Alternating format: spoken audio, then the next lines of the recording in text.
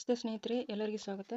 ಕಳೆದ ತರಗತಿಯಲ್ಲಿ ಭಾಗ 1 ಸಮಾಜ ವಿಜ್ಞಾನ ಪರಿಷ್ಕೃತ ಪಠ್ಯಕ್ರಮ 2024ರ ಪಠ್ಯಪುಸ್ತಕದಲ್ಲಿರುವ ಸಮಾಜಶಾಸ್ತ್ರದ ಒಂದು ಅಧ್ಯಾಯಗಳನ್ನ ನೋಡಿದ್ದೀವಿ ಸ್ನೇಹಿತರೆ. ಈ ಒಂದು ತರಗತಿಯಲ್ಲಿ ಅದೇ ಮುಂದುವರೆದ ಭಾಗ 2 ಸಮಾಜಶಾಸ್ತ್ರದ ಮುಂದಿನ ಒಂದು ಅಧ್ಯಾಯಗಳನ್ನ ನಾವು ನೋಡ್ತಾ ಹೋಗೋಣ. ಇದು 10ನೇ ತರಗತಿಯಾಗಿದೆ ಸ್ನೇಹಿತರೆ. ಈ ಒಂದು ತರಗತಿ GPSTR, TET, PC, SDA, FDA, FAO ಮತ್ತು PDO ತರಗತಿಗಳಿಗೆ ಉಪಯುಕ್ತ ಮಾಹಿತಿ ಅಂತಾನೆ ಹೇಳ್ಬೋದು.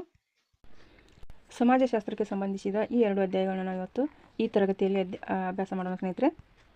23ನೇ ಅಧ್ಯಾಯ ಸಾಮೂಹಿಕ ವರ್ತನೆ ಮತ್ತು ಪ್ರತಿಭಟನೆಗಳು. ಈ ಅಧ್ಯಾಯದಲ್ಲಿರುವ ಜನಮಂದೆ ಅರ್ಥ ಮತ್ತು ಸ್ವರೂಪ ಪ್ರಭಾವ, ದೊಂಬಿ ಇದರ ಒಂದು ಅರ್ಥ ಸ್ವರೂಪ ಪ್ರಭಾವ, ಸಮೂಹ ವರ್ತನೆಯ ವಿವಿಧ ರೂಪಗಳು, ಮಹಿಳಾ ಚಳವಳಿಗಳು, ರೈತ ಚಳವಳಿಗಳು, ಕಾರ್ಮಿಕ ಮತ್ತು ಅಸ್ಪೃಶ್ಯತಾ ಆಚರಣೆಯ ವಿರೋಧಿ ಚಳವಳಿಗಳನ್ನ ಇಲ್ಲಿ ಅಭ್ಯಾಸ ಮಾಡೋಣ ಸ್ನೇಹಿತರೆ. ಮೊದಲಿಗೆ ಸಾಮೂಹಿಕ ವರ್ತನೆ ಅಂದರೆ ಏನು ಅನ್ನೋದನ್ನು ನೋಡೋಣ. ಸಂಘಜೀವಿಯಾದ ಮಾನವನು ಯಾವಾಗಲೂ ಸಮೂಹಗಳಲ್ಲಿ, ಸಮುದಾಯಗಳಲ್ಲಿ, ಸಮಾಜಗಳಲ್ಲಿ ವಾಸಿಸುತ್ತಾನೆ. ಆತ ಜನಸಮೂಹದ ಮಧ್ಯದಲ್ಲಿರುವಾಗ ತಾನು ಒಬ್ಬಂಟಿಯಾಗಿದ್ದಾಗ ವರ್ತಿಸುವ ರೀತಿಗಿಂತಲೂ ಭಿನ್ನ ರೀತಿಯಲ್ಲಿ ವರ್ತಿಸುತ್ತಾನೆ. ಸಮೂಹದಲ್ಲಿ ಇರುವಾಗ ಮಾಡುವ ಆತನ ವರ್ತನೆಯನ್ನು ಸಾಮೂಹಿಕ ವರ್ತನೆ ಎನ್ನಲಾಗುವುದು. ಸಾಮೂಹಿಕ ವರ್ತನೆ ನಮ್ಮ ಸಾಂಘಿಕ ಜೀವನದ ಅವಿಭಾಜ್ಯ ಅಂಗ ಅಂತಲೇ ಹೇಳ್ಬೋದು. ಸಾಕಷ್ಟು ದೊಡ್ಡ ಸಂಖ್ಯೆಯ ಜನರ ಆಕಸ್ಮಿಕವಾದ ಹಾಗೂ ಯೋಜನಾಬದ್ಧವಲ್ಲದ ರೀತಿಯ ಆಲೋಚನೆ, ಭಾವನೆ ಹಾಗೂ ವರ್ತನೆಗೆ ಸಮೂಹ ವರ್ತನೆ ಎನ್ನುವರು. ಸಾಮೂಹಿಕ ವರ್ತನೆ ಬೇರೆ ಮತ್ತು ಸಮೂಹ ವರ್ತನೆ ಬೇರೆ. ಸಮೂಹ ವರ್ತನೆ ಅಂದ್ರೇನು? ಸಾಕಷ್ಟು ದೊಡ್ಡ ಸಂಖ್ಯೆಯ ಜನರ ಆಕಸ್ಮಿಕವಾದ ಹಾಗೂ ಯೋಜನಾಬದ್ಧವಲ್ಲದ ರೀತಿಯ ಆಲೋಚನೆ, ಭಾವನೆ ಹಾಗೂ ವರ್ತನೆಗೆ ಸಮೂಹ ವರ್ತನೆ ಅಂತ ಕರಿತೀವಿ. ಉದಾಹರಣೆಗೆ ಜನಮಂದೆ,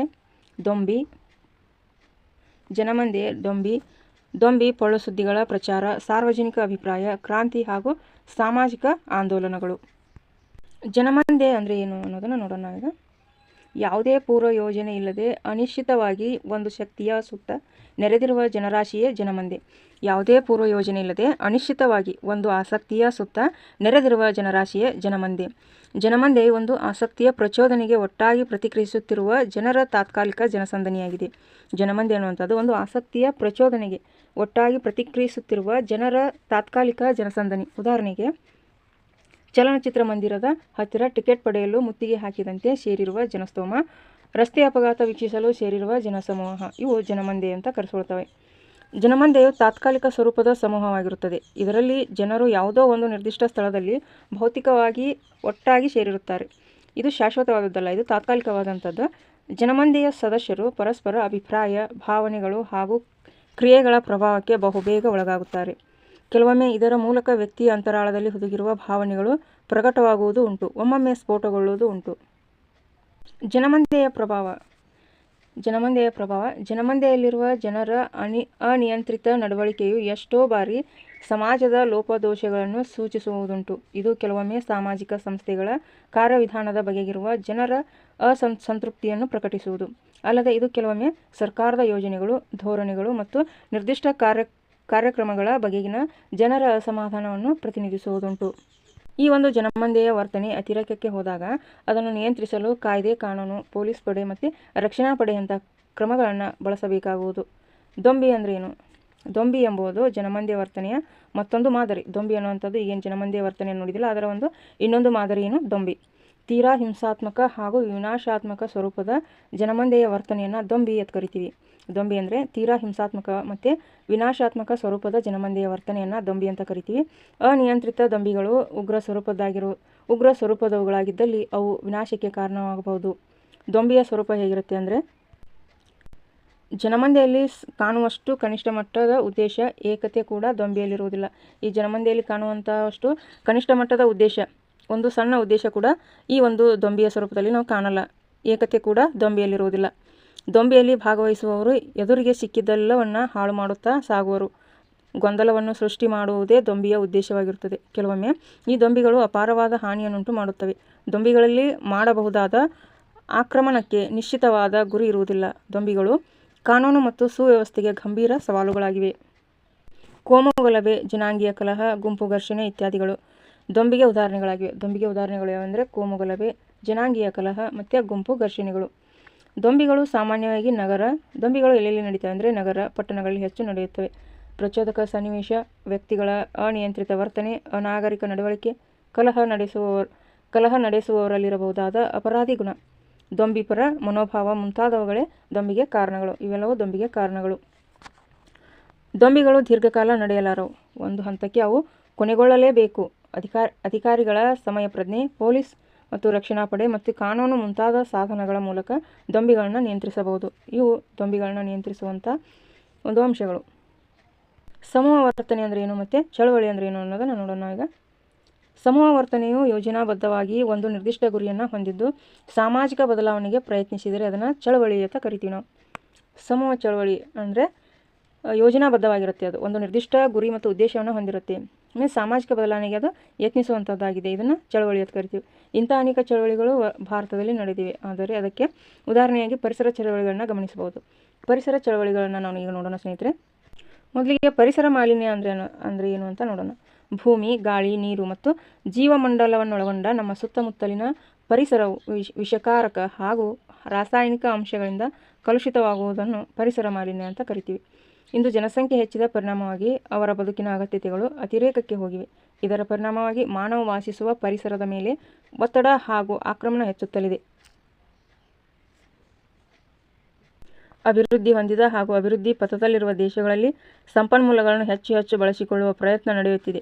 ನಮ್ಮ ಸುಖಭೋಗದ ಜೀವನಕ್ಕಾಗಿ ಪರಿಸರವನ್ನು ದುರ್ಬಳಕೆ ಮಾಡುತ್ತಿದ್ದಾರೆ. ಜಗತ್ತಿನ ಹಲವಾರು ದೇಶಗಳು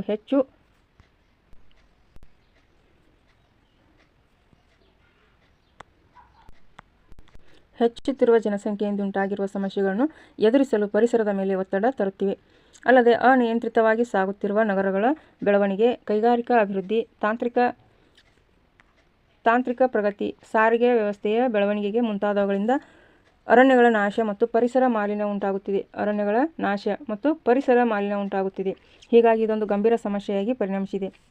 ಪರಿಸರ ಸಮಸ್ಯೆಯ ನಿವಾರಣೆಯ ಬಗ್ಗೆ ಬುದ್ಧಿಜೀವಿಗಳು, ಪರಿಸರ ತಜ್ಞರು ಮುಂತಾದವರು ವಿಶೇಷವಾಗಿ ಆತಂಕಗೊಂಡಿದ್ದಾರೆ. ಅಲ್ಲದೆ ಎಚ್ಚೆತ್ತ ಜನರು ಕೂಡ ಪರಿಸರ ಸಂರಕ್ಷಣೆಗಾಗಿ ಸಾಮೂಹಿಕ ಪ್ರತಿಭಟನೆಗಳನ್ನು ನಡೆಸತೊಡಗಿದ್ದಾರೆ. ಅಂತಹ ಕೆಲವು ಪ್ರಮುಖ ಪ್ರತಿಭಟನೆಗಳ ಬಗ್ಗೆ ಸಂಕ್ಷಿಪ್ತವಾಗಿ ಪರಿಚಯ ಮಾಡಿಕೊಳ್ಳೋಣ. ಮೊದಲನೆಯ ಪರಿಸರ ಚಳವಳಿ ಚಿಪ್ಕೋ ಚಳವಳಿ. ಇದು ಉತ್ತರಾಖಂಡದ ತೆಹ್ರಿ ಘರ್ವಾಲ್ ಜಿಲ್ಲೆಯಲ್ಲಿ ಸರ್ಕಾರವು ಮರವನ್ನು ಕಡಿಯಲು ಅನುಮತಿ ನೀಡಿತು.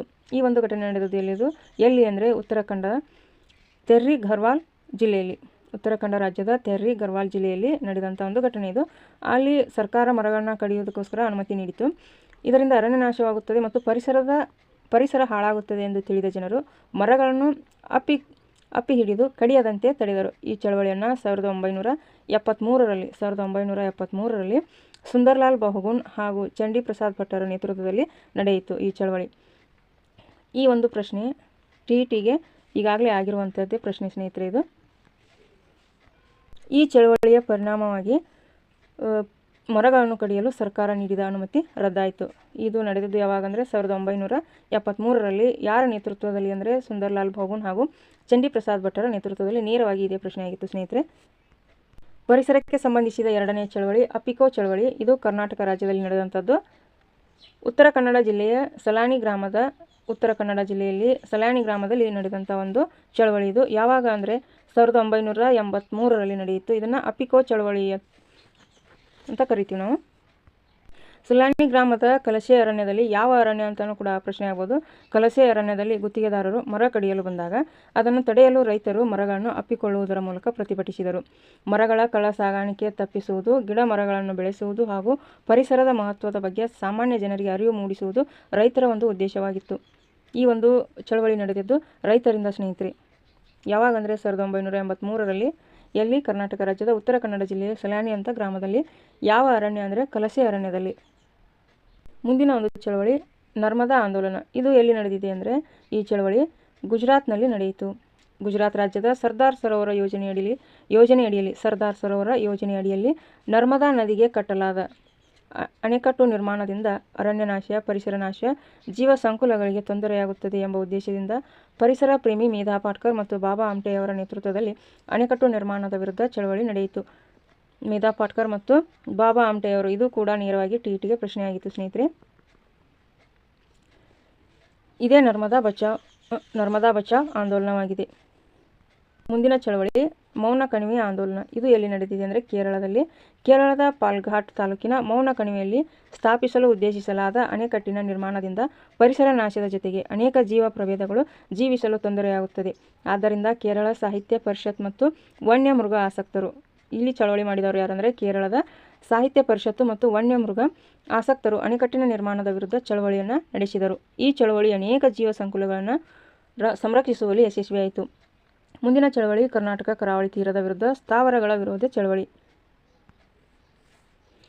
ಕರ್ನಾಟಕದ ಕರಾವಳಿಯ ಮಂಗಳೂರಿನಲ್ಲಿ ಇದು ನಡೆದಿದ್ದು, ಕರ್ನಾಟಕದ ಕರಾವಳಿಯ ಮಂಗಳೂರಿನಲ್ಲಿ ಸ್ಥಾಪಿಸಲಾಗುತ್ತಿದ್ದ ತೈಲ ಕಾರ್ಯಾಗಾರದಿಂದ ಹೊರಬರುವ ರಾಸಾಯನಿಕ ಅಂಶಗಳಿಂದ ಪರಿಸರ ನಾಶವಾಗುತ್ತದೆ ಎಂದು ತಿಳಿದ ಪರಿಸರವಾದಿಗಳು ಮಂಗಳೂರು ರಿಫೈನರೀಸ್ ಮತ್ತು ಪೆಟ್ರೋಕೆಮಿಕಲ್ಸ್ ಲಿಮಿಟೆಡ್ ವಿರುದ್ಧ ಚಳವಳಿಯನ್ನು ನಡೆಸಿದರು. ಕರ್ನಾಟಕ ಕರಾವಳಿ ತೀರದ ಚಳವಳಿ ಯಾರ ವಿರುದ್ಧ ನಡೆಯಿತು ಅಂದರೆ ಮಂಗಳೂರು ರಿಫೈನರೀಸ್ ಮತ್ತು ಪೆಟ್ರೋಕೆಮಿಕಲ್ಸ್ ಲಿಮಿಟೆಡ್ನ ವಿರುದ್ಧ ಚಳವಳಿ ನಡೆಯಿತು. 6ನೇ ಚಳವಳಿ ಕೈಗಾ ವಿರೋಧಿ ಚಳವಳಿ. ಇದು ಕೂಡ ಕರ್ನಾಟಕದ ಉತ್ತರ ಕನ್ನಡ ಜಿಲ್ಲೆಯ ಕೈಗಾದಲ್ಲಿ ಅಣು ವಿದ್ಯುತ್ ಉತ್ಪಾದನಾ ಕೇಂದ್ರವನ್ನು ಸ್ಥಾಪಿಸುವ ವಿರುದ್ಧ ಚಳವಳಿಯನ್ನು ವಿರೋಧಿಸಿದವರು ಯಾರು ಅಂದರೆ ಡಾಕ್ಟರ್ ಶಿವರಾಮ್ ಕಾರಂತ್ ಅವರು ಮತ್ತು ಇತರ ಬುದ್ಧಿಜೀವಿಗಳು. ಕೈಗಾ ಅಣುಶಕ್ತಿ ಸ್ಥಾವರ ಸ್ಥಾಪನೆಯಿಂದ ಅರಣ್ಯನಾಶ, ಅಣು ವಿಕಿರಣದಿಂದ ಪರಿಸರ ಮಾಲಿನ್ಯ ಮುಂತಾದ ದುಷ್ಪರಿಣಾಮಗಳಿಂದ ಜೀವ ಪ್ರಭೇದಗಳ ಮೇಲೆ ಹಾನಿಕಾರಕ ಪರಿಣಾಮ ಉಂಟಾಗುತ್ತದೆ ಎಂಬ ಉದ್ದೇಶಗಳಿಂದ ಕೈಗಾ ವಿರೋಧಿ ಚಳವಳಿಯನ್ನು ನಡೆಸಲಾಯಿತು. ಪರಿಸರ ಮಾಲಿನ್ಯದಿಂದ ಉಂಟಾಗುವ ದುಷ್ಪರಿಣಾಮಗಳ ಬಗ್ಗೆ ಸಾರ್ವಜನಿಕ ಜಾಗೃತಿ ಅನಿವಾರ್ಯವಾದದ್ದೇ. ನಾವು ಬದುಕುತ್ತಿರುವ ಪರಿಸರವನ್ನು ಸಂರಕ್ಷಿಸುವುದು, ಪೋಷಣೆ ಮಾಡುವುದು ನಮ್ಮ ಆದ್ಯ ಕರ್ತವ್ಯ. ಆಗ ಪ್ರತಿಯೊಬ್ಬ ನಾಗರಿಕನು ಆದ್ಯ ಕರ್ತವ್ಯ ಅಂತ ನಮಗೆ ಅರಿವಾದಾಗ ಪ್ರತಿಯೊಬ್ಬ ನಾಗರಿಕನು ನಿಸ್ವಾರ್ಥದಿಂದ ಕ್ರಿಯಾತ್ಮಕವಾಗಿ ಪರಿಸರ ಸಂರಕ್ಷಣೆ ತನ್ನನ್ನು ತಾನು ತೊಡಗಿಸಿಕೊಳ್ಳಲು ಸಾಧ್ಯವಾಗುತ್ತದೆ. ಪರಿಸರ ರಕ್ಷಣೆಗಾಗಿ ಪರಿಣಾಮಕಾರಿ ಯೋಜನೆಗಳು, ಕಾರ್ಯಕ್ರಮಗಳನ್ನು ಜಾರಿಗೆ ತರುವುದರ ಮೂಲಕ ಜನರಲ್ಲಿ ಅರಿವು ಮೂಡಿಸುವ ಅಗತ್ಯವಿದೆ. ಮಹಿಳಾ ಚಳವಳಿಗಳು. 1980ರ ದಶಕದಲ್ಲಿ ನಡೆದ ಸಾಮೂಹಿಕ ಚಳವಳಿಗಳಲ್ಲಿ ಮಹಿಳಾ ವಿಮೋಚನಾ ಚಳವಳಿ ಮಹತ್ವದ್ದು. ಪುರುಷ ಪ್ರಾಧಾನ್ಯ ಸಂಸ್ಕೃತಿಯ ದೌರ್ಜನ್ಯ ಮತ್ತು ಶೋಷಣೆಯ ವಿರುದ್ಧ ಮಹಿಳೆಯರು ನಡೆಸಿದ ಪ್ರತಿಭಟನೆಯೇ ಮಹಿಳಾ ಚಳವಳಿ. ಮಹಿಳೆಯರು ರೂಪಿಸಿದಂಥ ಅನೇಕ ಪ್ರಮುಖ ಚಳವಳಿಗಳನ್ನು ನೋಡ್ತೀವಿ ನಾವು. ಅದರಲ್ಲಿ ಮೊದಲನೆಯದು ಮದ್ಯಪಾನ ನಿಷೇಧ ಚಳವಳಿ. ಮಹಿಳೆಯರು ರೂಪಿಸಿದ ಚಳವಳಿಗಳಲ್ಲಿ ಇದು ಪ್ರಮುಖವಾದಂಥದ್ದು. ಇದು ಮದ್ಯಪಾನ ನಿಷೇಧ ಚಳವಳಿ ಪ್ರಮುಖವಾದಂಥದ್ದು. ಗ್ರಾಮೀಣ ಬಡ ಮಹಿಳೆ ಮತ್ತು ಕೂಲಿಕಾರ ಮಹಿಳೆಯರ ಬದುಕಿನಲ್ಲಿ ಗಂಡಾಂತರಗಳನ್ನು ಸೃಷ್ಟಿಸಿದ ಮದ್ಯಪಾನ ವಿರುದ್ಧ ನಿಷೇಧ ಚಳವಳಿಗಳನ್ನು ಮಹಿಳೆಯರೇ ಸಂಘಟಿಸಿದ್ದಾರೆ. 2ನೇ ಚಳವಳಿ ಸ್ವಸಹಾಯ ಸಮೂಹಗಳು. ಮಹಿಳೆಯರು ನಂಬಿಕೆ, ಸಹಕಾರ ಆಧಾರಿತ ಸ್ವಸಹಾಯ ಸಮೂಹಗಳನ್ನು ರೂಪಿಸಿಕೊಂಡಿದ್ದಾರೆ. ಇವು ಸ್ತ್ರೀಯರನ್ನು ಆರ್ಥಿಕವಾಗಿ ಹಾಗೂ ಸಾಮಾಜಿಕವಾಗಿ ಸಬಲರನ್ನಾಗಿಸುತ್ತವೆ. ಜೊತೆಗೆ ಅವರಿಗೆ ಮಾನವ ಹಕ್ಕು, ಅವಕಾಶ, ಹೊಣೆಗಾರಿಕೆ ಹಾಗೂ ಅಧಿಕಾರವನ್ನು ದೊರಕಿಸಿಕೊಡುವ ನಿಟ್ಟಿನಲ್ಲಿ ಪ್ರಮುಖ ಪಾತ್ರ ವಹಿಸುತ್ತವೆ. ರೈತ ಚಳವಳಿಗಳು. ಕರ ನಿರಾಕರಣೆಯ ಮೂಲಕ ಪ್ರಾರಂಭವಾದ ಕೃಷಿಕರ ಪ್ರತಿಭಟನೆಗಳು ಆರ್ಥಿಕ ಬಿಕ್ಕಟ್ಟುಗಳ ವಿರುದ್ಧ ಇಂದಿಗೂ ನಡೆಯುತ್ತಲೇ ಇವೆ. ಕರ್ನಾಟಕದಲ್ಲಿ 70ರ ದಶಕದಲ್ಲಿ ಅಧಿಕಾರಕ್ಕೆ ಬಂದ ಡಿ. ದೇವರಾಜ ಅರಸು ಸಾಮಾಜಿಕ ದುರ್ಬಲರ ವಿಮೋಚನೆಗೆ ಪೂರಕವಾದ ಹಲವು ಶಾಸನಗಳನ್ನು ಜಾರಿಗೆ ತಂದರು. ಗೇಣಿದಾರರನ್ನು ಭೂಮಾಲೀಕರ ಹಿಡಿತದಿಂದ ಬಿಡುಗಡೆ ಮಾಡುವ ಜೀತ ಪದ್ಧತಿಯ ರದ್ದತಿ ಇವುಗಳಲ್ಲಿ ಮುಖ್ಯವಾದದ್ದು. ಜೀತ ಪದ್ಧತಿಯನ್ನು ರದ್ದು ಮಾಡಿದ್ದು ಇದು ಮುಖ್ಯವಾದಂಥದ್ದು. 1980ರಲ್ಲಿ ನರಗುಂದದಲ್ಲಿ ನಡೆದ ರೈತ ಬಂಡಾಯ ಸರ್ಕಾರದ ದೌರ್ಜನ್ಯದ ವಿರುದ್ಧ ನಡೆದ ಬಂಡಾಯ ಮಾತ್ರವಲ್ಲ, ಇದು ಒಟ್ಟಾರೆಯಾಗಿ ರೈತ ಪರವಾದ ಚಳವಳಿ. ಈ ಬಂಡಾಯದ ನಂತರ ಜನಪರ ಚಳವಳಿಗಾರರಾದ ಪ್ರೊಫೆಸರ್ ಎಂ. ಡಿ. ನಂಜುಂಡಸ್ವಾಮಿಯವರ ನೇತೃತ್ವದಲ್ಲಿ ಕರ್ನಾಟಕ ರಾಜ್ಯ ರೈತ ಸಂಘವನ್ನು ಸ್ಥಾಪಿಸಲಾಯಿತು. ಇದು ಕೂಡ ನೇರವಾಗಿ ಟಿಇಟಿಗೆ ಪ್ರಶ್ನೆಯಾಗಿದೆ ಸ್ನೇಹಿತರೆ. ಗ್ರಾಮೀಣ ಜನಪರವಾದ ಪ್ರಜಾಸತ್ತಾತ್ಮಕ ಬೇಡಿಕೆಗಳನ್ನು ಮಂಡಿಸುತ್ತಲೇ ಕರ್ನಾಟಕ ರೈತ ಚಳವಳಿ ಸಂಘಟಿತವಾಗಿ ನಡೆಯುತ್ತಿದೆ. ಮುಂದಿನ ಚಳವಳಿ ಕಾರ್ಮಿಕ ಚಳವಳಿಗಳು. ಕಾರ್ಮಿಕರ ಘನತೆಯನ್ನು ಎತ್ತಿ ಹಿಡಿಯುವುದಕ್ಕಾಗಿ ಹಾಗೂ ಕಾರ್ಮಿಕರ ಹಿತಾಸಕ್ತಿಗಳನ್ನು ರಕ್ಷಿಸುವುದಕ್ಕಾಗಿ ಕಾರ್ಮಿಕರ ಸಂಘಟನೆಗಳ ಮೂಲಕ ನಡೆಯುವ ಚಳವಳಿಯನ್ನು ಕಾರ್ಮಿಕ ಚಳವಳಿ ಅಂತ ಕರಿತೀವಿ. ಸಮಕಾಲೀನ ಕಾರ್ಮಿಕರ ಪರ ಸಿದ್ಧಾಂತವು ಬಂಡವಾಳಶಾಹಿ ಶೋಷಣೆಯನ್ನು ವಿರೋಧಿಸುತ್ತಲೇ ಬೆಳೆದಿದೆ. ಇಂದಿಗೂ ದೇಶದಲ್ಲಿ ಅನೇಕ ಕಾರ್ಮಿಕ ಸಂಘಗಳು ಅಸ್ತಿತ್ವದಲ್ಲಿದ್ದು ತಮ್ಮ ಹೋರಾಟವನ್ನು ಮುಂದುವರೆಸಿವೆ. ಅಸ್ಪೃಶ್ಯತೆ ಆಚರಣೆ ವಿರೋಧಿ ಚಳವಳಿ. ಶ್ರೇಣೀಕೃತ ಜಾತಿ ವ್ಯವಸ್ಥೆಯಲ್ಲಿ ಅಸ್ಪೃಶ್ಯತೆ ಎನ್ನುವುದು ಮಾನವ ವಿರೋಧಿ ಚಳವಳಿಯಾಗಿದೆ. ಅಸ್ಪೃಶ್ಯರು ಎನ್ನುವ ಕಾರಣಕ್ಕಾಗಿ ದಲಿತರ ಮೇಲೆ ನಡೆಯುವ ಹಲ್ಲೆ, ಜಾತಿ ಆಧಾರಿತ ಸಾಮಾಜಿಕ ದೌರ್ಜನ್ಯಗಳ ವಿರುದ್ಧ ನಡೆದ ಜನ ಚಳವಳಿಯೇ ಅಸ್ಪೃಶ್ಯತಾ ಆಚರಣಾ ವಿರೋಧಿ ಚಳವಳಿಯಾಗಿದೆ. ಇದನ್ನು 19ನೇ ಶತಮಾನದಲ್ಲಿಯೇ ಮಹಾರಾಷ್ಟ್ರದ ಜ್ಯೋತಿರಾವ್ ಫುಲೆ ಅವರು ಆರಂಭಿಸಿದರು. 1917ರಲ್ಲಿ ತಮಿಳುನಾಡು, ಕರ್ನಾಟಕ ಮೊದಲಾದ ಕಡೆ ಅಸ್ಪೃಶ್ಯತೆ ಆಚರಣೆ ವಿರೋಧಿ ಚಳವಳಿಗಳು ಹುಟ್ಟಿಕೊಂಡವು. 1925ರಲ್ಲಿ ಪೆರಿಯಾರ್ ರಾಮಸ್ವಾಮಿಯವರು ಆತ್ಮಗೌರವ ಚಳವಳಿಯನ್ನು ಆರಂಭಿಸಿದರು. Doctor B. ಆರ್. ಅಂಬೇಡ್ಕರ್ ಅವರ ಚಿಂತನೆ ಹಾಗೂ ಹೋರಾಟದೊಂದಿಗೆ ಅಸ್ಪೃಶ್ಯತೆ ಆಚರಣೆ ವಿರೋಧಿ ಚಳವಳಿಯು ತೀವ್ರ ಸ್ವರೂಪವನ್ನು ಪಡೆಯಿತು. ದಿನ ಅಧ್ಯಾಯ ಸಾಮಾಜಿಕ ಸವಾಲುಗಳು. ಈ ಒಂದು ಅಧ್ಯಾಯದಿಂದ ಬಾಲಕಾರ್ಮಿಕ ಸಮಸ್ಯೆ, ಅದರ ಅರ್ಥ, ಪರಿಣಾಮ, ಸಮಸ್ಯೆಗಳ ನಿರ್ಮೂಲನೆಗಾಗಿ ಸಾಂವಿಧಾನಿಕ ಕ್ರಮಗಳು, ಸ್ತ್ರೀಯರ ಮೇಲಿನ ಹಿಂಸಾಚಾರ ಮತ್ತು ಬಾಲ್ಯ ವಿವಾಹ, ವರದಕ್ಷಿಣೆ ಸ್ವರೂಪ, ಪರಿಣಾಮಗಳು, ಪರಿಹಾರ ಕ್ರಮಗಳು ಮತ್ತು ಹೆಣ್ಣು ಭ್ರೂಣ ಹತ್ಯೆ ಈ ಇಷ್ಟು ಅಂಶಗಳನ್ನ ತಿಳಿದುಕೊಳ್ಳಬಹುದು. ಸಮಾಜವು ಸಂಕೀರ್ಣವಾದಂತೆಲ್ಲ ಮುಗಿಲು ಮುಟ್ಟುವ ಕಾರ್ಯನಿರ್ವಹಣೆಯ ಬಿಕ್ಕಟ್ಟುಗಳು ಕೆಲವೊಮ್ಮೆ ವ್ಯಕ್ತಿ ಮತ್ತು ಸಂಸ್ಥೆಗಳನ್ನ ಕುಬ್ಜವಾಗಿಸಿ ಶೋಷಣೆಗೆ ದೂಡುವುದುಂಟು.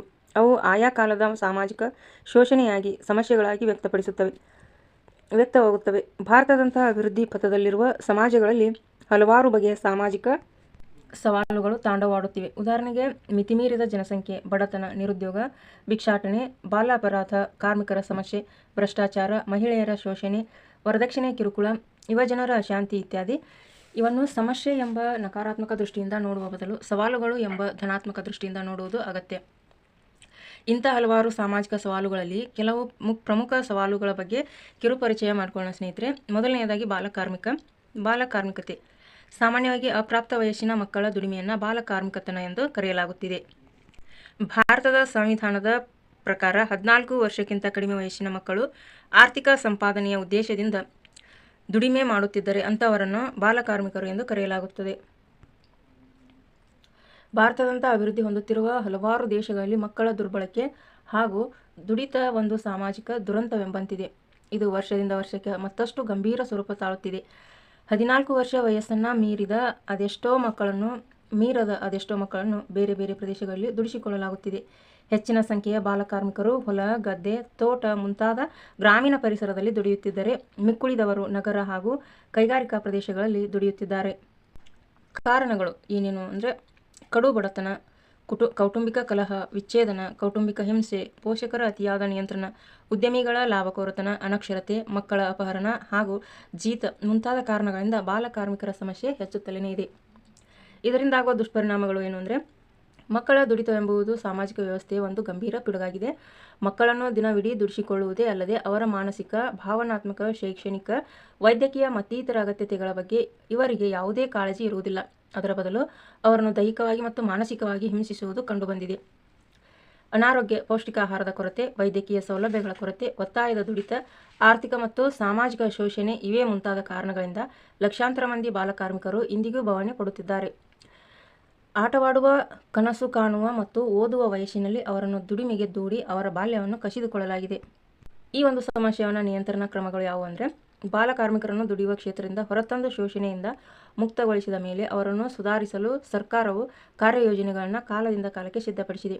ಭಾರತ ಸರ್ಕಾರವು ಬಾಲಕಾರ್ಮಿಕರ ಪುನರ್ವಸತಿ ಕಲ್ಯಾಣ ನಿಧಿ ಸ್ಥಾಪನೆಯ ಮೂಲಕ ಬಾಲಕಾರ್ಮಿಕರ ಶೈಕ್ಷಣಿಕ, ವೈದ್ಯಕೀಯ ಮೂಲಭೂತ ಅಗತ್ಯತೆಗಳನ್ನು ಪೂರೈಸುವ ಹಾಗೂ ಅವರ ಶೋಷಣೆಗಳನ್ನು ತಡೆಯುವ ಕಾರ್ಯಯೋಜನೆಯನ್ನು ಹಮ್ಮಿಕೊಂಡಿದೆ.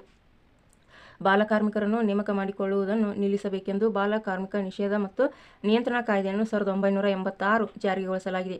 ಬಾಲಕಾರ್ಮಿಕ ನಿಷೇಧ ಕಾಯ್ದೆ ಮತ್ತು ನಿಯಂತ್ರಣ ಕಾಯ್ದೆಯನ್ನು 1986ರಲ್ಲಿ ಜಾರಿಗೆ ಮಾಡಲಾಗಿದೆ. ಈ ಕಾಯ್ದೆ ಅಥವಾ ಶಾಸನವನ್ನು ಉಲ್ಲಂಘಿಸಿದ ಉದ್ಯೋಗಪತಿಗಳು ಪ್ರತಿಯೊಬ್ಬ ಬಾಲಕಾರ್ಮಿಕನ ಪರವಾಗಿ 20,000 ರೂಗಳ ದಂಡವನ್ನು ಕಲ್ಯಾಣ ನಿಧಿಗೆ ಕಡ್ಡಾಯವಾಗಿ ಭರಿಸಬೇಕಾಗುತ್ತದೆ. ಸಾಂವಿಧಾನಿಕ ಪರಿಹಾರ ಕ್ರಮಗಳು ಯಾವುವು ಅನ್ನೋದನ್ನು ನೋಡೋಣ. ಈಗ ನಮ್ಮ ಸಂವಿಧಾನದ 24ನೇ ವಿಧಿಯು 14 ವರ್ಷಕ್ಕೂ ಕಿರಿಯ ವಯಸ್ಸಿನ ಮಕ್ಕಳನ್ನು ದುಡಿಮೆಗೆ ನೇಮಿಸುವುದು ಶಿಕ್ಷಾರ್ಹ ಅಪರಾಧ ಎಂದು ಘೋಷಿಸಿದೆ. ಅಪಾಯಕಾರಿಯಾದ ಯಾವುದೇ ಕೈಗಾರಿಕಾ ಘಟಕದಲ್ಲಿ ಮಕ್ಕಳನ್ನು ಉದ್ಯೋಗಿಗಳಾಗಿ ನೇಮಕ ಮಾಡಬಾರದು ಎಂದು ಎಚ್ಚರಿಸಿದೆ. ಸಂವಿಧಾನದ ರಾಜ್ಯ ನಿರ್ದೇಶಕ ಸೂತ್ರಗಳ ಪ್ರಕಾರ ಮಕ್ಕಳ ಹಿತ ಸಂರಕ್ಷಣೆಯನ್ನು ಸಾಧಿಸುವ ಹೊಣೆಗಾರಿಕೆ ಸರ್ಕಾರಕ್ಕಿದೆ ಎಂದು ತಿಳಿಸಿದೆ. ಬಾಲಕಾರ್ಮಿಕತನವನ್ನು ನಿರ್ಮೂಲನೆ ಮಾಡಲು ಸರ್ಕಾರ ಹಲವಾರು ಕ್ರಮಗಳನ್ನು ಕೈಗೊಂಡಿದೆ. 1988ರಲ್ಲಿ ರಾಷ್ಟ್ರೀಯ ಬಾಲಕಾರ್ಮಿಕ ಯೋಜನೆಯನ್ನು NCLP ಅಂದರೆ ನ್ಯಾಷನಲ್ ಚೈಲ್ಡ್ ಲೇಬರ್ ಪ್ರಾಜೆಕ್ಟ್ ಜಾರಿಗೆ ತಂದಿದೆ. 1988ರಲ್ಲಿ ರಾಷ್ಟ್ರೀಯ ಬಾಲಕಾರ್ಮಿಕ ಯೋಜನೆಯನ್ನು ಜಾರಿಗೆ ತಂದಿದೆ. ಈ ಯೋಜನೆಯು ರಾಜ್ಯಗಳ ಹಂತದಲ್ಲಿಯೂ ಇದೆ. ರಾಜ್ಯದಲ್ಲಿ ಶಿಕ್ಷಣ ಇಲಾಖೆ, ಕಾರ್ಮಿಕ ಇಲಾಖೆ ಮತ್ತು ಮಹಿಳಾ ಮತ್ತು ಮಕ್ಕಳ ಕಲ್ಯಾಣ ಇಲಾಖೆಗಳು ಸೇರಿ ಕಾರ್ಖಾನೆಗಳಿಗೆ ಭೇಟಿ ಮಾಡಿ ಬಾಲಕಾರ್ಮಿಕರನ್ನು ಪತ್ತೆ ಹಚ್ಚುತ್ತಾರೆ. ಬಾಲಕಾರ್ಮಿಕರಾಗಿ ಸಿಕ್ಕಿದಂತಹ ಮಕ್ಕಳನ್ನು ಕರೆತಂದು ಎಲ್ಲ ರೀತಿಯ ಉಚಿತ ಸೌಲಭ್ಯಗಳೊಂದಿಗೆ ಶಿಕ್ಷಣವನ್ನು ನೀಡಲಾಗುತ್ತದೆ. ಇಂಥ ಮಕ್ಕಳ ಶಿಕ್ಷಣಕ್ಕಾಗಿ ತಾಲೂಕು ಮತ್ತು ಜಿಲ್ಲಾ ಹಂತದಲ್ಲಿ ಬಾಲಮಂದಿರಗಳನ್ನು ತೆರೆದಿದ್ದು ಈ ಮಕ್ಕಳಿಗೆ ಉಚಿತವಾಗಿ ವಸತಿ, ಊಟ ಇತ್ಯಾದಿ ಸೌಲಭ್ಯಗಳನ್ನು ಒದಗಿಸಲಾಗುತ್ತಿದೆ. ಸರ್ವ ಶಿಕ್ಷಣ ಅಭಿಯಾನದಲ್ಲಿ ಕರ್ನಾಟಕ ರಾಜ್ಯದಲ್ಲಿ ಕೂಲಿಯಿಂದ ಶಾಲೆಗೆ ಎಂಬ ಕಾರ್ಯಕ್ರಮದ ಮೂಲಕ ಬಾಲ ಕಾರ್ಮಿಕ ಮಕ್ಕಳನ್ನು ಶಾಲೆಗೆ ಕರೆತಂದು ಶಾಲೆಯಲ್ಲಿ ದಾಖಲಿಸಿಕೊಂಡು ಉಚಿತ ಶಿಕ್ಷಣ ನೀಡಲಾಗುತ್ತಿದೆ. ಶಿಕ್ಷಣ ಹಕ್ಕು ಕಾಯ್ದೆ 2009ರಲ್ಲಿ 6ರಿಂದ 14 ವರ್ಷ ಮಕ್ಕಳಿಗೆ ಕಡ್ಡಾಯವಾಗಿ ಉಚಿತ ಶಿಕ್ಷಣ ಹಕ್ಕನ್ನು ಕಲ್ಪಿಸಿದೆ. ಈ ಕಾಯ್ದೆಯ ಪ್ರಕಾರ ಖಾಸಗಿ ಶಾಲೆಗಳಲ್ಲಿ 25% ಸೀಟುಗಳನ್ನು ಬಾಲಕಾರ್ಮಿಕ ಮಕ್ಕಳು, ಹಿಂದುಳಿದ ವರ್ಗದ ಮಕ್ಕಳು, ಪರಿಶಿಷ್ಟ ಜಾತಿ ಮತ್ತು ಪರಿಶಿಷ್ಟ ಪಂಗಡದ ಮಕ್ಕಳು ಹಾಗೂ ವಿಶೇಷ ಅಗತ್ಯವುಳ್ಳ ಮಕ್ಕಳಿಗೆ ಮೀಸಲಿಡಬೇಕಾಗಿದೆ. ಸರ್ವೋಚ್ಚ ನ್ಯಾಯಾಲಯವು ಬಾಲ ಶ್ರಮಿಕರ ಶೋಷಣೆ ತಪ್ಪಿಸಿ ಅವರ ಆರ್ಥಿಕ ಆಸಕ್ತಿ ಹಾಗೂ ಮಾನವೀಯ ಹಕ್ಕುಗಳನ್ನು ಸಂರಕ್ಷಿಸಲು ಬಾಲಕಾರ್ಮಿಕ ಪುನರ್ವಸತೀಕರಣ ಕಲ್ಯಾಣ ನಿಧಿಯನ್ನು ಸ್ಥಾಪಿಸಬೇಕೆಂದು ಆದೇಶಿಸಿದೆ. ಭಾರತ ಸರ್ಕಾರವು 1987ರಲ್ಲಿ ಬಾಲ ಕಾರ್ಮಿಕ ಕಲ್ಯಾಣಕ್ಕಾಗಿ ರಾಷ್ಟ್ರೀಯ ನೀತಿಯನ್ನು ಜಾರಿಗೊಳಿಸಿತು. 1988ರಲ್ಲಿ ಬಾಲಕಾರ್ಮಿಕರ ಕಲ್ಯಾಣಕ್ಕಾಗಿ ಕಾರ್ಯಯೋಜನೆ ಪ್ರಕಲ್ಪಿತ ಯೋಜನೆಯನ್ನು ರೂಪಿಸಿತು. 2006ರಲ್ಲಿ ಸರ್ಕಾರ ಬಾಲಶ್ರಮ ನಿರ್ಮೂಲನಾ ಮತ್ತು ಪುನರ್ವಸತೀಕರಣ ಕಾಯ್ದೆಯನ್ನು ಜಾರಿಗೊಳಿಸಿತು. ಅದೇ ರೀತಿ ಮಕ್ಕಳ ಮೇಲಿನ ಲೈಂಗಿಕ ದೌರ್ಜನ್ಯ ಇತ್ತೀಚಿನ ದಿನಗಳಲ್ಲಿ ಮಕ್ಕಳ ಮೇಲೆ ಶಾಲೆಗಳಲ್ಲಿ, ಕುಟುಂಬಗಳಲ್ಲಿ, ಸಾರ್ವಜನಿಕ ಸ್ಥಳಗಳಲ್ಲಿ ಹೆಚ್ಚುತ್ತಿರುವ ಲೈಂಗಿಕ ದೌರ್ಜನ್ಯಗಳನ್ನು ತಡೆಯುವ ದಿಕ್ಕಿನಲ್ಲಿ ಲೈಂಗಿಕ ಅಪರಾಧಗಳಿಂದ ಮಕ್ಕಳ ಸಂರಕ್ಷಣಾ ಕಾಯ್ದೆ 2012ನ್ನು ಜಾರಿಗೆ ತರಲಾಯಿತು. ಈ ಕಾಯ್ದೆಯು ಮಕ್ಕಳ ಮೇಲಿನ ಲೈಂಗಿಕ ದೌರ್ಜನ್ಯಗಳನ್ನು ಹೀಗೆ ವಿವರಿಸುತ್ತದೆ. 18 ವರ್ಷದೊಳಗಿನ ಯಾವುದೇ ಮಕ್ಕಳ ಮೇಲೆ ಗಂಡು ಮತ್ತು ಹೆಣ್ಣು ಯಾವುದೇ ರೀತಿಯಲ್ಲಿ ಲೈಂಗಿಕ ಉದ್ದೇಶದಿಂದ ಶೋಷಣೆ, ಹಿಂಸೆ, ದೌರ್ಜನ್ಯ, ಕಿರುಕುಳ, ಹಲ್ಲೆ ನಡೆಸಿದರೆ ಅಥವಾ ಅಸುರಕ್ಷಿತ ಸ್ಪರ್ಶ ಮಾಡಿದರೂ ಅದನ್ನು ಲೈಂಗಿಕ ದೌರ್ಜನ್ಯವೆಂದು ಪರಿಗಣಿಸಿ ಅಂಥವರಿಗೆ ಶಿಕ್ಷೆ ನೀಡುವ ಕಾನೂನು ಇದಾಗಿದೆ. ಈ ಕಾಯ್ದೆಯನ್ನು ಜೂನ್ 19, 2012ರಲ್ಲಿ ಭಾರತ ಸರ್ಕಾರ ಜಾರಿಗೆ ತಂದಿದೆ. ಬಾಲ್ಯವಿವಾಹ ನಮ್ಮ ಸಮಾಜವನ್ನು ಪರಂಪರಾಗತವಾಗಿ ಕಾಡಿದ ಒಂದು ಸಾಮಾಜಿಕ ಸಮಸ್ಯೆ ಅಂತಲೇ ಹೇಳ್ಬೋದು. ಹಾಗಾದರೆ ಬಾಲ್ಯವಿವಾಹ ಎಂದರೇನು ಎನ್ನುವುದನ್ನು ಈಗ ತಿಳಿಯೋಣ. ಕಾನೂನಿನ ಪ್ರಕಾರ ಬಾಲ್ಯವಿವಾಹ ಎಂದರೆ 18 ವರ್ಷದೊಳಗಿನ ಬಾಲಕಿಗೆ ಅಥವಾ 21 ವರ್ಷದೊಳಗಿನ ಹುಡುಗನಿಗೆ ಮದುವೆ ಮಾಡಿದರೆ ಅದನ್ನು ಬಾಲ್ಯವಿವಾಹ ಎಂದು ಕರೆಯಲಾಗುತ್ತದೆ. ಇಬ್ಬರಲ್ಲಿ ಯಾರಾದರೂ ಒಬ್ಬರು ಕಾನೂನು ಹೇಳುವುದಕ್ಕಿಂತ ಚಿಕ್ಕವರಿದ್ದರೆ ಅದು ಬಾಲ್ಯವಿವಾಹ. ಹುಡುಗನಿಗೆ 21 ವರ್ಷ ಆಗಿರಬೇಕು ಹಾಗೂ ಹುಡುಗಿಗೆ 18 ವರ್ಷ ಆಗಿರಬೇಕು. ಇಲ್ಲದಿದ್ದಲ್ಲಿ ಅಂತಹ ಮದುವೆ ಬಾಲ್ಯವಿವಾಹವಾಗುತ್ತದೆ. ಜೊತೆಗೆ 18 ವರ್ಷದೊಳಗಿನ ಬಾಲಕಿಯನ್ನು ಯಾರೇ ದೊಡ್ಡವರು ಮದುವೆ ಆದಲ್ಲಿ ಅದು ಬಾಲ್ಯವಿವಾಹವಾಗುತ್ತದೆ. ಆ ವಯಸ್ಸಿನ ಒಳಗೆ ಯಾರದ್ದೇ ಮದುವೆ ಆದಲ್ಲಿ ಕಾನೂನು ಬಾಹಿರ ಮತ್ತು ಅದು ಅಪರಾಧ. ಬಾಲ್ಯವಿವಾಹ ಯಾಕೆ ಮಾಡಬಾರದು ಅಂದರೆ 18 ವರ್ಷದೊಳಗಿನ ಮಕ್ಕಳಿಗೆ ಮದುವೆ ಮಾಡಿದರೆ ಅದು ಕಾನೂನು ಪ್ರಕಾರ ಅಪರಾಧ. ಯಾವುದೇ ಹೆಣ್ಣಿಗೆ ಮದುವೆ ಎಂಬ ಪದ್ಧತಿಗೆ ಒಳಗಾಗಬೇಕಾದರೆ ಅವಳ ದೇಹ, ಮನಸ್ಸು, ಗರ್ಭಕೋಶ, ಮಾನಸಿಕ, ಬೌದ್ಧಿಕ, ಒಟ್ಟಾರೆ ಶಾರೀರಿಕ ಸಾಮರ್ಥ್ಯ ಬೆಳೆಯಲು 18 ವರ್ಷ ಬೇಕು. ಮಾನವ ಸಮಾಜದಲ್ಲಿ ವಿವಾಹವು ಸಂತಾನೋತ್ಪತ್ತಿ ಪ್ರಕ್ರಿಯೆಯ ಪ್ರಮುಖ ಭಾಗ. ಹೀಗಾಗಿ ಹೆಣ್ಣು ಮದುವೆಯ ನಂತರ ಗರ್ಭಧರಿಸುವುದು, ಮಗುವನ್ನು ಪಡೆಯುವುದು ಸಹಜ. ಹೆಣ್ಣು ಮಕ್ಕಳು ಗರ್ಭಧರಿಸಲು ಅವರ ದೈಹಿಕ ಮತ್ತು ಮಾನಸಿಕ ಬೆಳವಣಿಗೆ ಅತ್ಯಂತ ಪ್ರಮುಖ. ವೈದ್ಯಕೀಯ ಸಂಶೋಧನೆಗಳ ಪ್ರಕಾರವೇ ಹೆಣ್ಣು ಮಕ್ಕಳಿಗೆ ಗರ್ಭಧರಿಸಲು ಅಂದರೆ ಗರ್ಭಕೋಶ ಸಮರ್ಥವಾಗಿ ಬೆಳೆಯಲು 18 ವರ್ಷ ಬೇಕು. ಆಗ ಮಾತ್ರ ಅದು ಭ್ರೂಣವನ್ನು 9 ತಿಂಗಳು ಸಮರ್ಥವಾಗಿ ಬೆಳೆಯಲು ಸಾಧ್ಯ. ಇಲ್ಲದಿದ್ದರೆ ಭ್ರೂಣಕ್ಕೆ ತೊಂದರೆಯಾಗಿ ರಕ್ತಸ್ರಾವವಾಗಿ ಭ್ರೂಣ ಸಾಯುವ ಸಾಧ್ಯತೆಗಳೇ ಹೆಚ್ಚು. ಚಿಕ್ಕ ವಯಸ್ಸಿನಲ್ಲಿ ಗರ್ಭಧರಿಸುವುದರಿಂದ ಹೆರಿಗೆಯ ಸಮಯದಲ್ಲಿ ತಾಯಿ ಸಾವಿಗೆ ಒಳಗಾಗುವ ಸಾಧ್ಯತೆ ಕೂಡ ಹೆಚ್ಚು. ಈ ಕಾರಣಕ್ಕೆ ಕಡ್ಡಾಯವಾಗಿ ಹೆಣ್ಣಿಗೆ 18 ವರ್ಷ ಆದ ಮೇಲೆಯೇ ಮದುವೆ ಮಾಡಬೇಕು ಎಂದು ಕಾನೂನು ರೂಪಿಸಲಾಗಿದೆ. ಅದಕ್ಕಾಗಿ ಹೆಣ್ಣು ಮಕ್ಕಳಿಗೆ 18 ವರ್ಷ ಪೂರ್ಣಗೊಂಡ ಮೇಲೆಯೇ ಮದುವೆ ಮಾಡಬೇಕು. ಬಾಲ್ಯವಿವಾಹಕ್ಕೆ ಕಾರಣಗಳು. ಬಾಲ್ಯವಿವಾಹಕ್ಕೆ ಪ್ರಮುಖ ಕಾರಣ ಲಿಂಗ ತಾರತಮ್ಯ. ಹೆಣ್ಣು ಬೇರೆಯವರ ಮನೆಗೆ ಹೋಗುವವಳು, ಅವಳನ್ನು ಬೇಗ ಮದುವೆ ಮಾಡಿ ಕಳುಹಿಸಬೇಕು ಎಂಬ ನಂಬಿಕೆ. ಹೆಣ್ಣು ಮತ್ತು ಗಂಡು ಮಕ್ಕಳ ನಡುವಿನ ಭೇದ ಭಾವ ಇಂದು ಹೆಚ್ಚು ಬಾಲ್ಯವಿವಾಹಕ್ಕೆ ಕಾರಣವಾಗಿದೆ. ಅಪ್ರಾಪ್ತರನ್ನು ಮದುವೆ ಮಾಡುವ ಒಂದು ಸಂಪ್ರದಾಯದ ಕಾರಣವಾಗಿಯೂ ಬಾಲ್ಯವಿವಾಹ ನಡೆಯುತ್ತದೆ. ಹಿಂದೆ ಬಾಲ್ಯವಿವಾಹಕ್ಕೆ ಒಳಗಾದವರೆಲ್ಲರೂ ಕುಟುಂಬದಲ್ಲಿ ತಲೆಮಾರುಗಳಿಂದ ನಡೆದು ಬಂದ ಕ್ರಮದಂತೆ ಅದನ್ನೇ ಮುಂದುವರಿಸುತ್ತಿದ್ದಾರೆ. ಬಾಲ್ಯವಿವಾಹಕ್ಕೆ ಮತ್ತೊಂದು ಪ್ರಮುಖ ಕಾರಣ ಶಿಕ್ಷಣ ಇಲ್ಲದಿರುವಿಕೆ. ಬಾಲಕಾರ್ಮಿಕತೆ, ಮಕ್ಕಳ ಸಾಕಾಣಿಕೆ ಮತ್ತು ಮಾರಾಟ. ಚಿಕ್ಕ ವಯಸ್ಸಿನಲ್ಲಿ ಶಾಲೆಗೆ ಹೋಗದೆ ಬಾಲಕಾರ್ಮಿಕರಾಗಿದ್ದಲ್ಲಿ ಮುಂದೆ ಅನಕ್ಷರಸ್ಥರಾಗಿ ಬಾಲ್ಯವಿವಾಹವಾದಂಥ ಸಮಸ್ಯೆಗೆ ಒಳಗಾಗುತ್ತಾರೆ. ಉದಾಹರಣೆಗೆ 8ನೇ ತರಗತಿ ಅಥವಾ 10ನೇ ತರಗತಿಯವರೆಗೆ ಓದಿದ ಅಥವಾ ಶಿಕ್ಷಣ ಪಡೆದಂಥ ಬಡ ಕುಟುಂಬಗಳು ತಮ್ಮ ಮಕ್ಕಳನ್ನು 18ರಿಂದ 21 ವರ್ಷದೊಳಗೆ ಮದುವೆ ಮಾಡುವುದಿಲ್ಲ. ಆದ್ದರಿಂದ 18 ವರ್ಷದ ತನಕ ಶಿಕ್ಷಣ ಎಷ್ಟು ಪ್ರಮುಖ ಎಂಬುದನ್ನು ತಿಳಿಯಬೇಕು. 3ನೇ ಕಾರಣ ಕಾನೂನಿನ ಕನಿಷ್ಠ ಮಟ್ಟದ ಅನುಷ್ಠಾನ ಮತ್ತು ಬಳಕೆಯ ಕೊರತೆ. ಶಿಕ್ಷಣ ವ್ಯವಸ್ಥೆಯಲ್ಲಿ ಕಾನೂನುಗಳ ಅನುಷ್ಠಾನದ ಕೊರತೆ. ಶಿಕ್ಷಣಕ್ಕೆ ಸಮಾಜದ, ಸಮುದಾಯಗಳ ಸಾರ್ವಜನಿಕ ಅಸಹಕಾರ. ಮಕ್ಕಳ ಹಕ್ಕುಗಳ ಮತ್ತು ಮಕ್ಕಳ ಅಭಿವೃದ್ಧಿ ಕಾರ್ಯಕ್ರಮಗಳ ದೋಷಪೂರಿತವಾದ ಅನುಷ್ಠಾನ. ಬಾಲ್ಯ ವಿವಾಹದ ಪರಿಣಾಮಗಳು. ಮಕ್ಕಳ ಸರ್ವತೋಮುಖ ಬೆಳವಣಿಗೆ ಕುಂಠಿತವಾಗುತ್ತದೆ. ಅವರು ಪ್ರಶ್ನಿಸುವ ಸ್ವಾತಂತ್ರ್ಯವನ್ನು ಕಳೆದುಕೊಳ್ಳುತ್ತಾರೆ. ಇದರ ಪರಿಣಾಮವಾಗಿ ಮಕ್ಕಳ ಮೇಲೆ ಅತಿಯಾದ ದೌರ್ಜನ್ಯ, ನಿರ್ಲಕ್ಷ್ಯ, ಹಿಂಸೆ ಶೋಷಣೆ ಮತ್ತು ಲೈಂಗಿಕ ದೌರ್ಜನ್ಯ ಹೆಚ್ಚುತ್ತವೆ. ಮಕ್ಕಳ ಎಲ್ಲ ಹಕ್ಕುಗಳ ಉಲ್ಲಂಘನೆ, ಬಾಲ್ಯತನ, ಶಿಕ್ಷಣ, ಮನೋರಂಜನೆ, ಗೆಳೆಯರ ಒಡನಾಟಕ್ಕೆ ಧಕ್ಕೆ, ಅಪೌಷ್ಟಿಕತೆ, ರಕ್ತಹೀನತೆ, ಅನಾರೋಗ್ಯ, ಗರ್ಭಪಾತ, ಶಿಶು ಮರಣ, ತಾಯಿ ಮರಣಕ್ಕೆ ಕಾರಣವಾಗುತ್ತದೆ. ವಿಶೇಷವಾಗಿ ಹೆಣ್ಣು ಮಕ್ಕಳು ಚಿಕ್ಕ ವಯಸ್ಸಿನಲ್ಲಿ ವಿಧವೆಯಾಗುವ ಸಂಭವ ಹೆಚ್ಚು. ಹೆಣ್ಣು ಮಕ್ಕಳು ಯಾವುದೇ ಸಾಮಾಜಿಕ ಭದ್ರತೆಗಳಿಲ್ಲದೆ ಆಗಾಗ ದೌರ್ಜನ್ಯಕ್ಕೆ ಒಳಗಾಗುವ ಸಂದರ್ಭಗಳು ಹೆಚ್ಚು. ಬಾಲ್ಯ ವಿವಾಹ ತಡೆಗೆ ಹೇಗೆ ಅಂದರೆ, ಕರ್ನಾಟಕ ರಾಜ್ಯ ಸರ್ಕಾರ ಸುಮಾರು 47 ವಿಧದ ಹಂತದ ಅಧಿಕಾರಿಗಳನ್ನು ಬಾಲ್ಯ ವಿವಾಹ ನಿಷೇಧಾಧಿಕಾರಿಗಳು ಎಂದು ನಿಗದಿಪಡಿಸಿದೆ. ಆದ್ದರಿಂದ ಎಲ್ಲೇ ಬಾಲ್ಯ ವಿವಾಹ ನಡೆದಾಗ ನಾವು ದೂರು ನೀಡಬಹುದು. ಪ್ರಪ್ರಥಮವಾಗಿ ಮಕ್ಕಳ ಸಹಾಯವಾಣಿ 1098ಗೆ ದೂರು ನೀಡಬಹುದು. ಇದು ನೇರವಾಗಿ ಇದು ಕೂಡ TETಗೆ ಪ್ರಶ್ನೆಯಾಗಿತ್ತು. ಇದು ಮೊನ್ನೆ 2023 ಮತ್ತು 2024ರಲ್ಲಿ ನಡೆದಂಥ TETಗೆ ಇದು ಪ್ರಶ್ನೆಯಾಗಿತ್ತು ಸ್ನೇಹಿತರೆ. 1098 ಈ ನಂಬರ್ಗೆ ದೂರು ನೀಡಬಹುದು. ನಾವು ದೂರು ನೀಡಿದವರ ಹೆಸರು ಹೇಳದೆಯೂ ಇರಬಹುದು. ಸ್ಥಳೀಯವಾಗಿ ನಿಮ್ಮ ಮನೆಯ ಪಕ್ಕದ ಯಾವುದೇ ಸರ್ಕಾರಿ ಶಾಲೆಯ ಮುಖ್ಯ ಶಿಕ್ಷಕರಿಗೆ, ಗ್ರಾಮ ಲೆಕ್ಕಿಗರಿಗೆ, ಪಂಚಾಯತ್ ಅಭಿವೃದ್ಧಿ ಅಧಿಕಾರಿಗಳಿಗೆ, ನಗರದಲ್ಲಿ ಆರೋಗ್ಯ ನಿರೀಕ್ಷಕರುಗಳಿಗೆ ಅಥವಾ ಆ ವ್ಯಾಪ್ತಿಯ ಪೊಲೀಸ್ ಠಾಣೆಗೆ ದೂರು ನೀಡಬಹುದು. ಇವರೆಲ್ಲರೂ ಬಾಲ್ಯ ವಿವಾಹ ನಿಷೇಧಾಧಿಕಾರಿಗಳು, ಅಂದರೆ ಬಾಲ್ಯ ವಿವಾಹ ಆಗದಂತೆ ನೋಡಿಕೊಳ್ಳಬೇಕಾದವರು. ಒಂದು ವೇಳೆ ಬಾಲ್ಯ ವಿವಾಹ ನಡೆದಿದ್ದರೆ ಅದರ ವಿರುದ್ಧ ಕ್ರಮ ಕೈಗೊಳ್ಳಲು ಪೊಲೀಸ್ ಠಾಣೆಗೆ ಕಾನೂನು ರೀತ್ಯ ದೂರು ಅಥವಾ ಪ್ರಕರಣ ದಾಖಲಿಸುವವರು ಆಗಿದ್ದಾರೆ. ಜೊತೆಗೆ ತಾಲೂಕು ಮತ್ತು ಜಿಲ್ಲಾ ಮಟ್ಟದ ಎಲ್ಲ ಅಧಿಕಾರಿಗಳು ಬಾಲ್ಯ ವಿವಾಹ ನಿಷೇಧಾಧಿಕಾರಿಯಾಗಿರುತ್ತಾರೆ. ಇವರಿಗೆ ಯಾವುದೇ ಸಮಯದಲ್ಲಾದರೂ ಬಾಲ್ಯ ವಿವಾಹ ಕುರಿತು ದೂರು ನೀಡಬಹುದು. ಬಾಲ್ಯ ವಿವಾಹಕ್ಕೆ ಪರಿಹಾರಗಳು ಯಾವುವೆಂದರೆ, 18 ವರ್ಷದ ತನಕ ಯಾವುದೇ ಮಕ್ಕಳು ಶಾಲೆ, ಕಾಲೇಜು ಬಿಡದಿರುವಂತೆ ಶೈಕ್ಷಣಿಕ ಅಭಿವೃದ್ಧಿ ಕಾರ್ಯಕ್ರಮಗಳ ಅನುಷ್ಠಾನ, ಅಂದರೆ 100% ಎಲ್ಲ ಮಕ್ಕಳು ಶಾಲೆಗೆ ದಾಖಲಾಗಬೇಕು. ಹಾಜರಾತಿಯ ಜೊತೆಗೆ 100% ಜನನದೊಂದಿಗೆ ಮತ್ತು ಜನನ ಪ್ರಮಾಣ ಪತ್ರ ಪಡೆಯುವುದು ಕಡ್ಡಾಯ ಮಾಡುವುದು.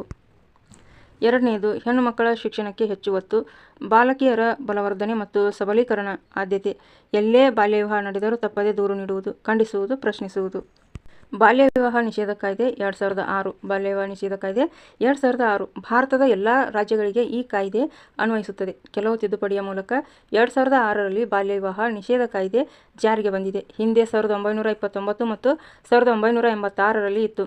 ಆದರೆ ಭಾರತ ಮಕ್ಕಳ ಹಕ್ಕುಗಳ ಒಡಂಬಡಿಕೆಗೆ 1992 ಡಿಸೆಂಬರ್ 11ರಂದು ಸಹಿ ಮಾಡಿದ ಮೇಲೆ ಕೆಲವು ಮಕ್ಕಳ ಸ್ನೇಹಿ ಬದಲಾವಣೆಗಳೊಂದಿಗೆ ಹೊಸ ಕಾನೂನನ್ನು ಜಾರಿಗೆ ತರಲಾಯಿತು. ಹೆಣ್ಣು ಅಥವಾ ಗಂಡಿನಲ್ಲಿ ಯಾರಾದರೂ ಒಬ್ಬರು ಅಥವಾ ಇಬ್ಬರು ಚಿಕ್ಕವರಾದರೂ ಅದು ಅಪರಾಧ.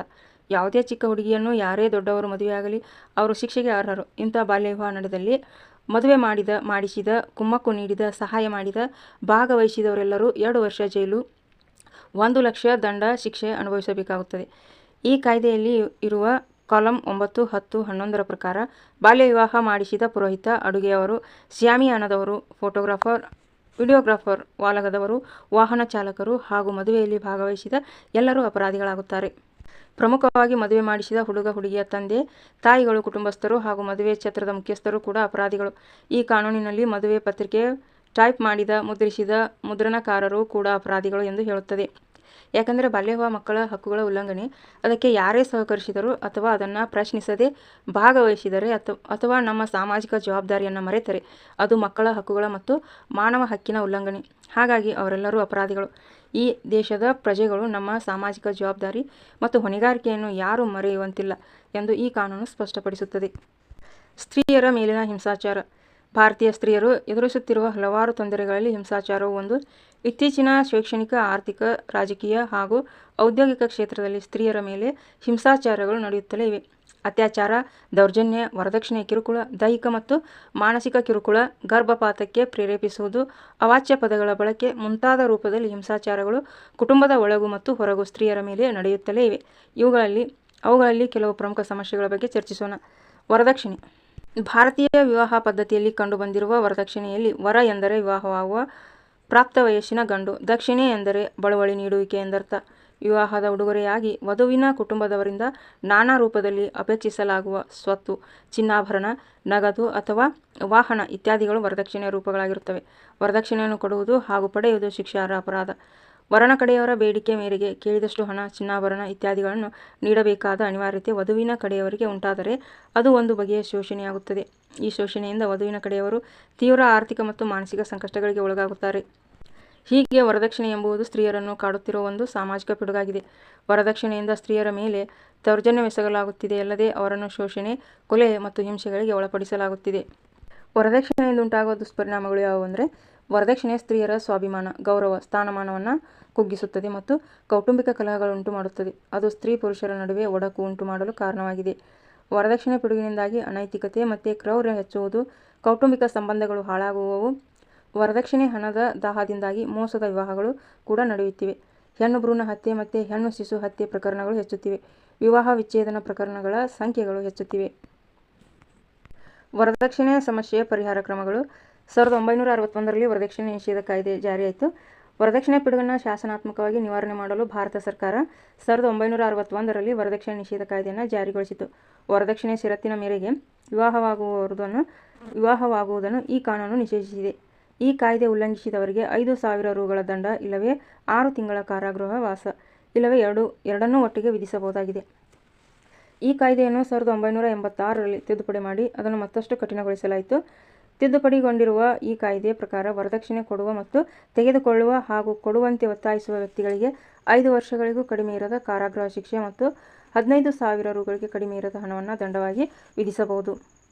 ವರದಕ್ಷಿಣೆ ಸಾವು ಪ್ರಕರಣಗಳನ್ನು ಭಾರತ ದಂಡ ಸಂಹಿತೆ ಹಾಗೂ ಭಾರತ ಅಪರಾಧ ವಿಚಾರಣಾ ಸಂಹಿತೆಗೆ ಸೇರ್ಪಡೆಗೊಳಿಸಲಾಗಿದೆ. ಈ ವಿಚಾರಣೆಯನ್ನು ಜಾಮೀನು ರಹಿತ ಮತ್ತು ರಾಜಿ ರಹಿತ ನೆಲೆಯಲ್ಲಿ ನಡೆಸಬಹುದಾಗಿದೆ.